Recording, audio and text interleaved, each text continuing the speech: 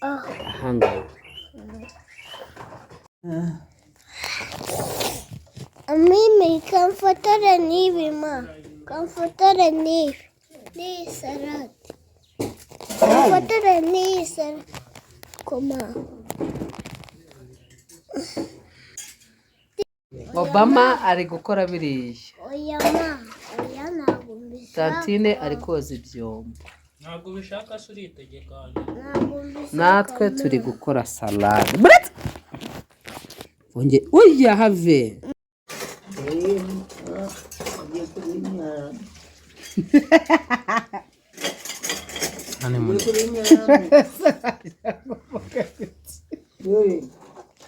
Ravi ariko bari guhamagara tati nimero niba ari 9 yisozi yewe Oba nizere kuri gufata hapi ndi gufata 9 zana hano man ndagiye banzu yita have bino ntabwo babisuka ni ukubanza kureba tugiye gukora amasosi vinaigrette ahangaha ye kongera kwandika gutyo ye kwandika uyu ye kuwandika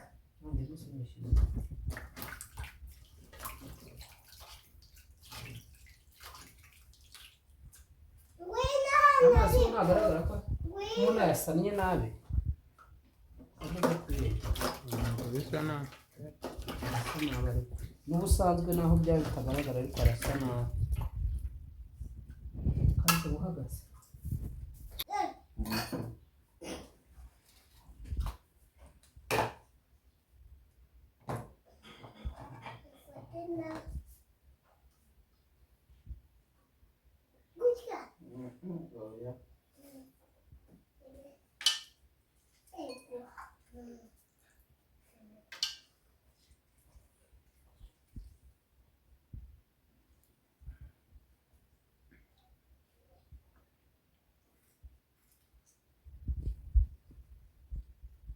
ongera amazi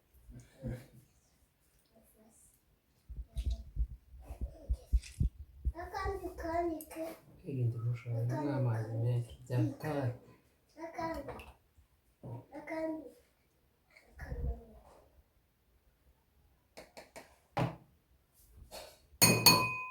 yes mami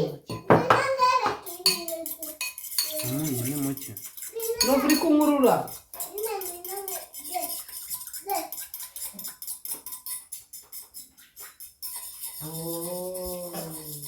kuba murimo urimo wow kwandika 5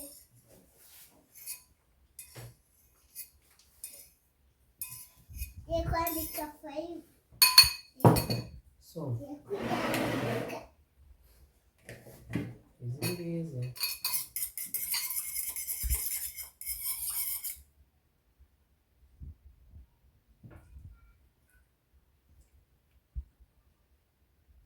yes Diane disse 5 Diane disse 5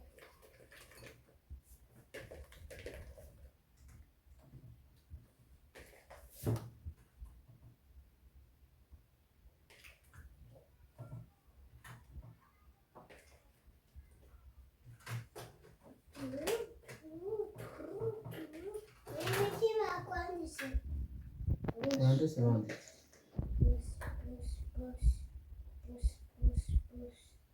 Esse como imeze boss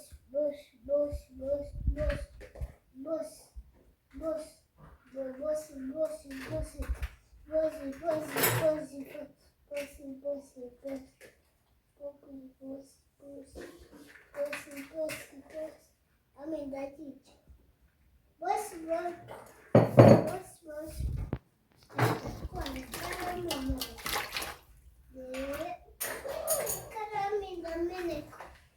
uri kunyangiriza niba daka cyo yawe dukata ibizeru kadukata ibizeru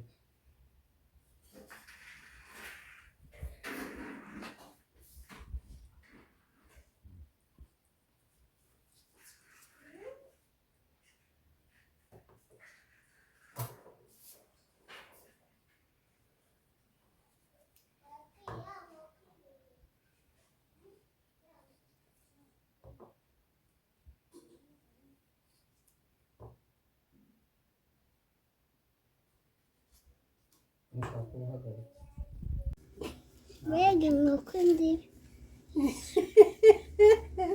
umwereke ibyo ugafunze bati umwana ungana gutya umwicanyi ni umwicanyi Ndakurahiye wa nkoko. batagara byagutarukiye dore yagutarukiye ihanagura On fait comme ça.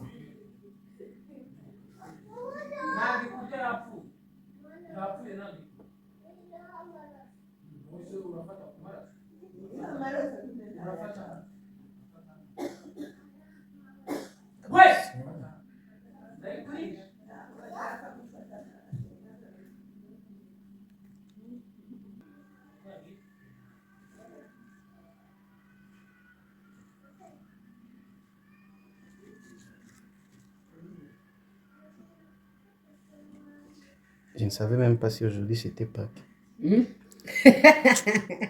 Joyeux Pâques alors. Merci, pareil. Joyeux Pâques. Je sais pas le genre d'aujourd'hui. Ne compte pas sur les fêtes. Ne compte pas sur le fait, je ne sais pas pourquoi. Si tu dis à des personnes, tu leur souhaites joyeux fête de Pâques, tout le monde dit, hein, aujourd'hui? Je ne savais pas même si c'était le dimanche. Ça ne ressemble même pas. Alors, je ne sais pas. Si c'est parce que les gens ne veulent pas de consommation, si c'est parce qu'il n'y a pas d'argent, je ne sais pas moi. Mais c'est trop choquant. Je te dis la vérité, c'est trop choquant. Parce que c'est comme une tradition. Hein. Oui. Les gens aiment les fêtes. Et les fêtes chrétiennes, surtout. Je ne sais pas alors ce qui s'est passé. Les gens commencent à oublier. Les gens commencent à oublier Dieu. Non, ce qu'on vous avait dit, c'est avoir peur de dépenses, au fait. Ah. Ok, peut-être pas. C'est pas.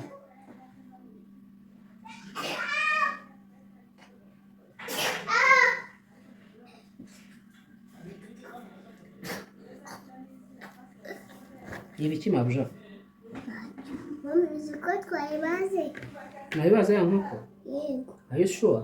Amaraso arava none. Yesu. Yohoze nkoko. Yego. Amaraso arinda abo. Arinda kuza. Ngo se umwana wayo nakubaza ngo mama wanjye niwe uzaye kumubwira ngo iki. Umwana w'inkoko. Nakubaza ngo mama wanjye wamushye. Nakurira ni papa we.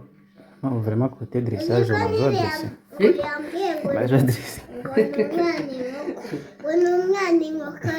Ngiriya nkoko ni umwana? Iriya nkoko ni papa.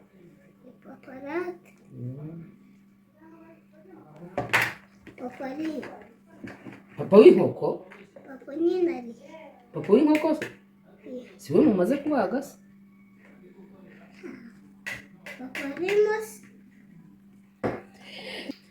C'est fait, c'est-à-dire quoi? Alors, je vais redécorer ici. Au milieu. Comment alors? Je vais ajouter beaucoup de carottes. Puis, il y a le poivron qui est là. Il y a le poivron jaune. Comment on coupe ça? Un rond comme ça. Un rond comme ça.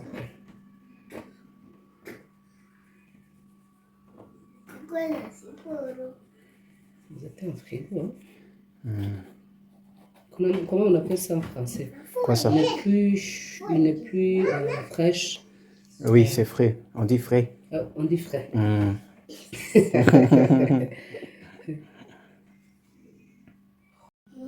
Différence baravuga ngo le téléphone de ma maman. Téléphone de ma maman. Tu peux mettre ça. Je veux que tu mettes ça. Non, Subiramo. Téléphone de ma maman. Téléphone de ma maman. Téléphone de ma maman. Téléphone de ma maman. De ma maman. De ma maman. Ok, c'est mieux comme ça. Puis, le salade est fini. Tu vas me suivre à le mettre. Les rouges ici, on laisse. On met le téléphone à mamie. On met le téléphone à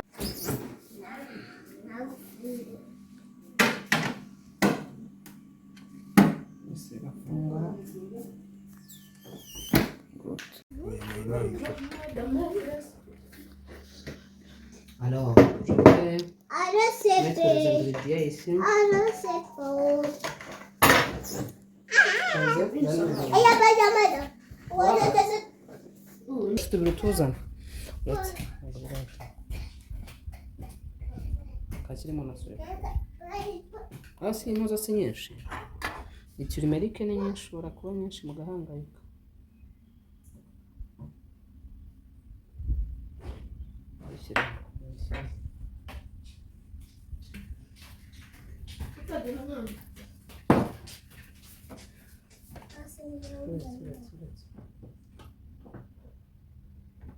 Tungurusumu tungurusumu ziri na tangawizi. ni wajya ukamubwira Dore we turajya shajya yeze hotereri hotorori. hotahali Njye nize hotorori. Nize hotorori.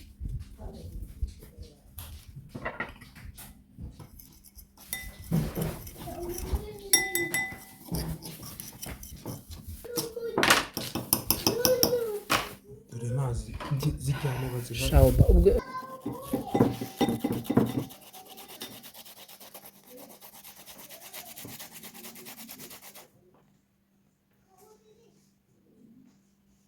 undi we nasigisha j'ai peur de. Tu pourrais prendre même avec la main, tu mets ça. Oui, je sais, je peux utiliser, je dois utiliser la main, mais je voulais pas beaucoup de. Il y a beaucoup de turmeric ici, et le turmeric, ça reste. Ça reste sur la main. C'est comme une peinture. uraza kubikarabasha izo ndwara zawe Tu vois? Tu prends sur la main. Yeah! C'est ça qui fait ça. Ça, c'est chocolat, mais il y a des. Il y a un autre ingrédient que j'ai mis. Ese Mauricien. Turmeric, le jaune. Ah, ça. ça L'autre Ah, que ça, j'avais, là-bas. c'est ça. Alors, ça dérange trop.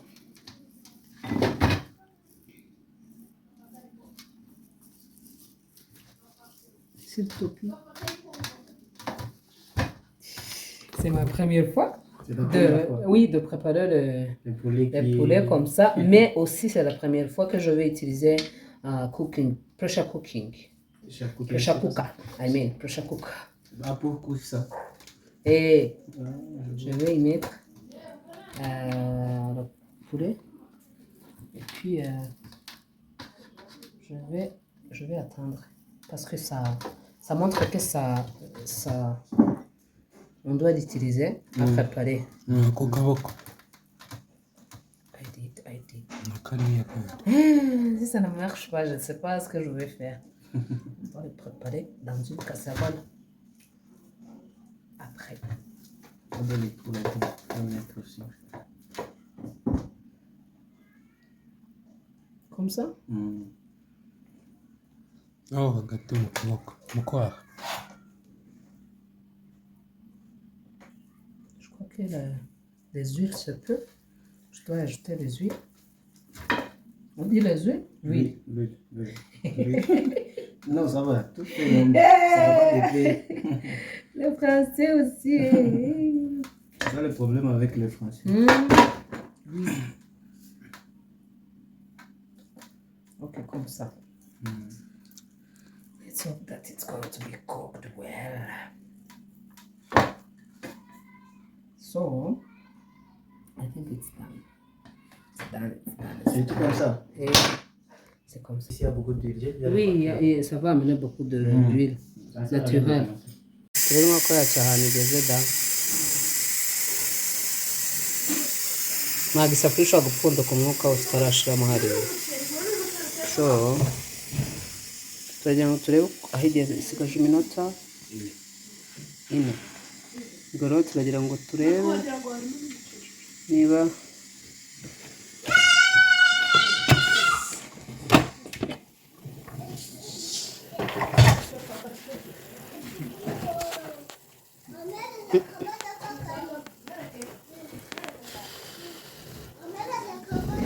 yabyaye amazi turahindura urubavu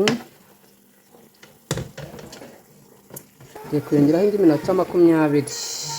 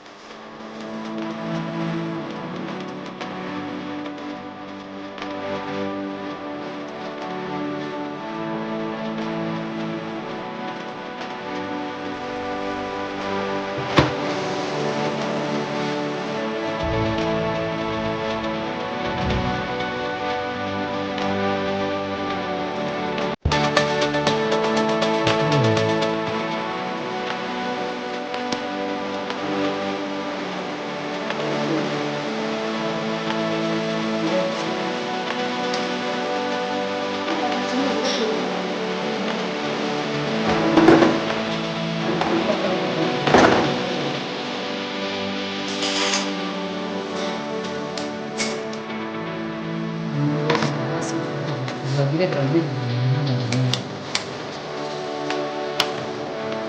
Ndaje ariko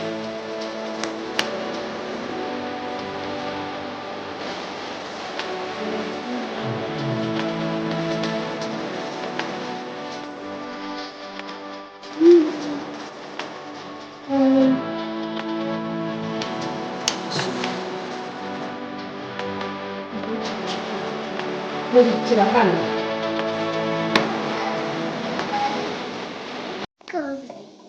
Have isigaye byose ubirekemo. Mami, umi mama yoni. Wowe wumve akira ka nafataka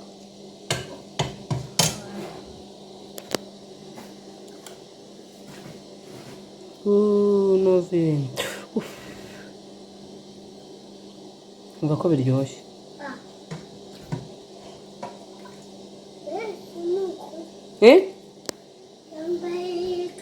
Banza umbwire ibyo nguhaye biraryoshye birabishye.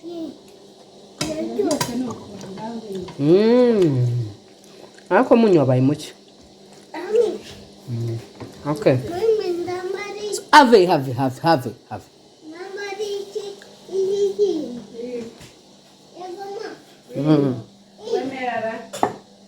Yambare shushu be. Yambare.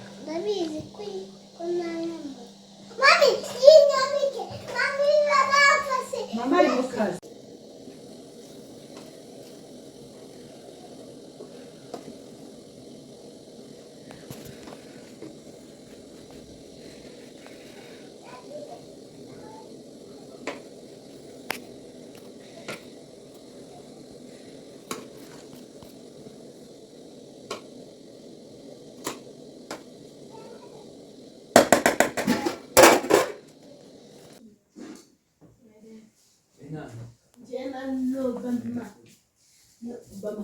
Tuza kugira.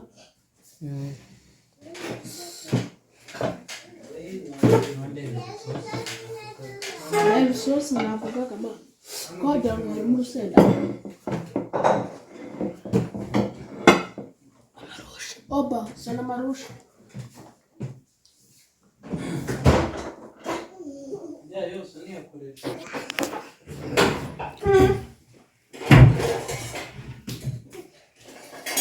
Se mwafungua ayo madirisha we, ayo marido ko afunze.